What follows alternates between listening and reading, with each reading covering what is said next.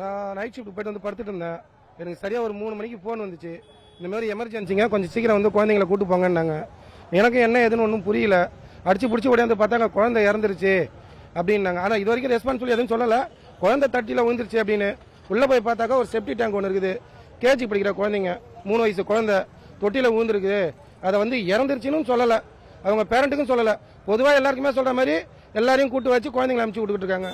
இது என்ன நடக்குதுன்னு ஒன்றுமே புரியலைங்க. போய் தொட்டியில் பார்த்தாக்கா அந்த தொட்டியும் மக்கி போய் கிடக்குது. அது செப்டி டேங்க் டோக்கி. அந்த இடத்துல கிட்டத்தட்ட எப்படி பார்த்தாலும் ஒரு 30-40 குழந்தைங்கிட்ட விளையாடுற இடத்துல ஒரு பார்க்கும் கட்டியிருக்காங்க. ஒரு பாதுகாப்பு இல்லாமல் வச்சிருக்காங்க. நீங்கள் அந்த இடத்துல போய் பார்த்தீங்கன்னா உங்களுக்கே தெரியும். எல்லா குழந்தைங்களும் வந்து கூட்டு போங்க எமர்ஜென்சி அப்படின்னு சொல்லி எல்லா குழந்தையும் வந்து கூட்டு போக சொல்லியிருக்காங்க.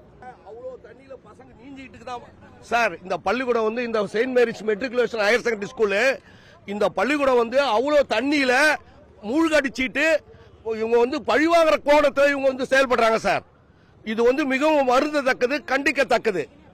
குழந்தை வந்து செப்டி டேங்க் வந்து பாழடைஞ்சு பழுதடைஞ்சு இருக்குது. அது மேல பேப்பர் போட்டு மூடி இருக்கிறாங்க. அது மூடின காரணத்தால அதை கூட சரியா இந்த நிர்வாகம் கண்டுக்கல. மழை அளவுல மழை பெஞ்சு குழந்தைங்க எல்லாம் முட்டிகள் தண்ணியில நீஞ்சிக்கிட்டு வராங்க. இந்த ஊர்ல இருக்கிறவங்க யாருமே இதை பத்தி, இந்த நிர்வாகத்தை பத்தி யாருமே கண்டுக்கிறது இல்லை. இது வந்து பெற்றோர்களுக்கு மிகவும் கொடுமையான கொடுமை. இந்த கொடுமையிலிருந்து மீளணும்னா இந்த பள்ளிக்கூடத்துக்கு முதல்ல சீல் வைக்கணும். இதை நான் வன்மையா கண்டிக்கிறோம்.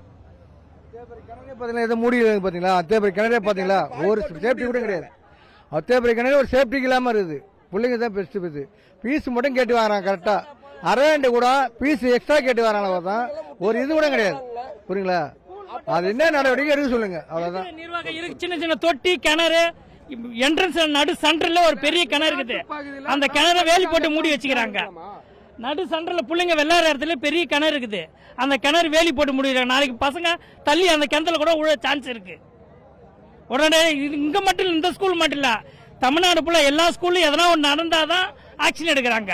அது வரைக்கும் அந்த ஸ்கூல்ல சின்ன சின்ன ஃபால்ட்டை சரி பண்ண மாட்டாங்க. ஒட்டுமொத்தமா எல்லா ஸ்கூல்லுமே இதை சரி பண்ணி ஆகணுங்க.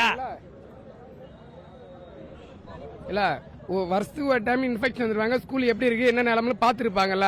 அப்ப செப்டி டேங்க்ல அந்த இரும்பு தகடு வந்து ஃபுல்லா கொலன்னு இருக்காது, ஓட்டையா இருக்கு. அது எப்படி என்னதான் இன்ஃபெக்ஷன் பண்றாங்க. அதே மாதிரி விளையாட்டு பகுதியில நடுப்பகுதியில கிட்டத்தட்ட பெரிய கிணறு இருக்கு. அதை வந்து என்ன பாதுகாப்பு இருக்கு, அதை சரியா வந்து பார்க்கணும். அரசாங்கத்தோட இது முறையிடுறாங்க நாங்க சரியான முறையில. செய்திகளை உடனுக்குடனும் துல்லியமாகவும் தெரிந்து கொள்ள சப்ஸ்கிரைப் பண்ணுங்க.